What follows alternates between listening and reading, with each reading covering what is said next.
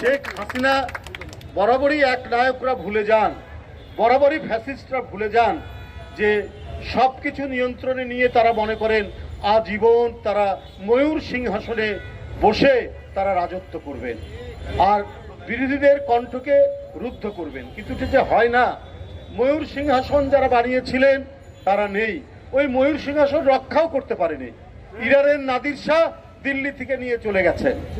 তো সুতরাং শেখ হাসিনা যেটা ভাবছেন, আপনার ওই চেয়ার, আপনার ওই গদি আর ওই সিংহাসন থাকবে না, জনগণ ওটা লুটিয়ে দেবে রাস্তায়, এইটা আপনি মনে করতে পারছেন না। তাহলে আপনি যেভাবে টিকে আছেন, এভাবে হিটলার টিকে থাকতে চেয়েছিল, এইভাবে আরো অনেকেই টিকে থাকতে চেয়েছিল।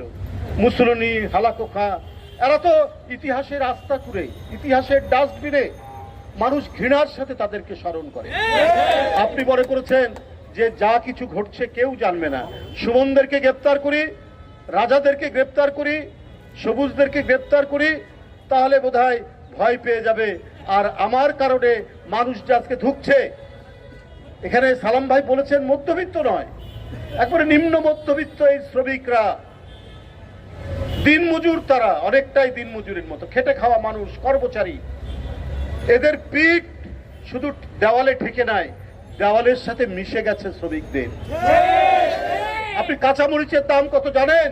320 টাকা 1 কেজি, 320 টাকা। করলা, শশা, এগুলোর দাম সেঞ্চুরি পার হয়ে গেছে, অন্যান্য সবজি সেঞ্চুরি পার হয়ে গেছে। বন্ধুরা আমার, টমেটো ডবল সেঞ্চুরি পার হয়ে গেছে।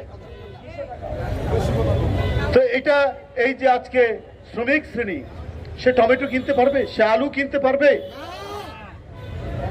সে কাঁচামরিচ যেটা অত্যন্ত অপরিহার্য আপনার তরকারির জন্য, সেইটা 320 টাকা হলে কি করে কিনবে? তো শেখ হাসিনা মনে করেছেন এই যে তার অনাচার, এই যে জনগণের পেটের লাথি মেরে তিনি কোটি কোটি টাকা উপার্জনের সুযোগ দিয়েছিলেন বেনজিরদেরকে, আজিজদেরকে, আসাদুজ্জামানদেরকে। প্রতিদিন যে খবরের কাগজে শুধু কোটি, তার 1-2 কোটি টাকা নয়, 4-5 কোটি টাকা নয়, 10-15 কোটি টাকা নয়, 50 কোটি টাকার নিচে নয়, 50 কোটি থেকে উপরের দিকে 1000 কোটি টাকা। একজন সরকারি কর্মকর্তা শুধু মুজিব কোট পরে আর জয় বাংলা স্লোগান দিয়ে শেখ হাসিনাকে সন্তুষ্ট করে তারা আজকে কোটি কোটি টাকা ইনকাম করেছে। এই টাকা কই? এই টাকা আজ রাজকোষ শূন্য।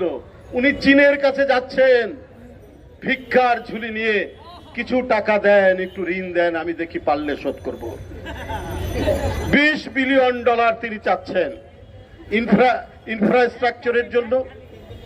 তারপরে আরো কিছু তিনি কেনাকাটা করবেন চায়নার অর্থ দিয়ে, ইউয়ান দিয়ে, কিন্তু সমস্ত পণ্য কিনতে হবে ওই টাকায় চায়নার কাছ থেকে। আর ওই চীনে যাওয়ার জন্য উনাকে অনুমতি নিতে হয়েছে। সালাম ভাই এখানে বলেছেন যে আজকে যে আধিপত্যবাদের মুখে পড়েছি সেখান থেকে উদ্ধার পেতে হবে। আজ এটা তো আর কথার কথা নয়, এটা শিমুল ভাই, সালাম ভাইয়ের বক্তব্য নয়, এটা তো আওয়ামী লীগের মন্ত্রীরাই বলছেন যে শেখ হাসিনা চীনে যাচ্ছেন, এতে ভারতের কোনো আপত্তি নাই। কোথায় স্বাধীনতা? কোথায় 30 লক্ষ মানুষের রক্ত? কোথায় লাশ? কোথায় 2 লক্ষ? কোথায় 2 লক্ষ মা বোনের যে নির্যাতন, তার বিনিময়ে 2 লক্ষ মা বোনের ইজ্জতের বিনিময়ে যে স্বাধীনতা, যে স্বাধীনতার পতাকা এদেশের মুক্তিযোদ্ধারা নিজের রক্ত দিয়ে সেই দিন যারা পথ করে উড়েছিলেন, আজকে ভারতের অনুমতি নিয়ে, ভারতের অনাপত্তি সার্টিফিকেট নিয়ে শেখ হাসিনাকে চীনের কাছে যেতে হয়। এই লজ্জা আজকে এই জাতির উপর আপনি চাপিয়েছেন। এই কাজ বেগম খালেদা জিয়া করেননি, 2 বার প্রধানমন্ত্রী। এই স্বাধীনতার পতাকা মাটির গভীরে প্রথিত করেছিলেন শহীদ রাষ্ট্রপতি জিয়াউর রহমান, স্বাধীনতাকে অক্ষুণ্ণ রেখে। আজকে আপনি রেল লাইন দিবেন, আপনি নৌ ট্রানজিট দিয়েছেন, আপনি কত কি দিবেন? ভারতের সুবিধার জন্য যা কিছু দরকার আপনি দিয়ে দিবেন। এমনকি আপনি বিদেশে সফরে যাবেন তার জন্য ভারত থেকে অনুমতি নেই হয়। পররাষ্ট্রমন্ত্রী ঠিক আপনাদেরকে। আমরা নির্যাতিত, সুমন ভুঁইয়ারা কারাগারে, তারপরেও আমাদেরকে মনে হয় আমরা স্বাধীনতার লড়াকু সৈনিক।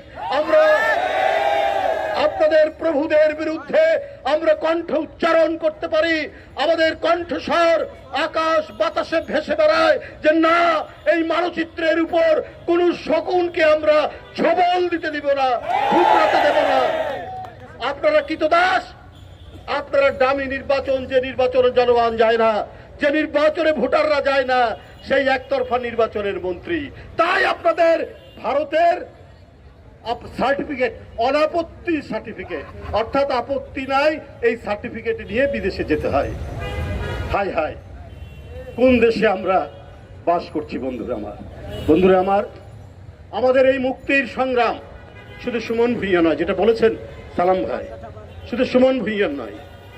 এই মুক্তি আমাদের স্বাধীনতা, আমাদের গণতন্ত্রের। আর স্বাধীনতা গণতন্ত্রের প্রতীক হচ্ছেন দেশনেত্রী বেগম খালেদা জিয়া।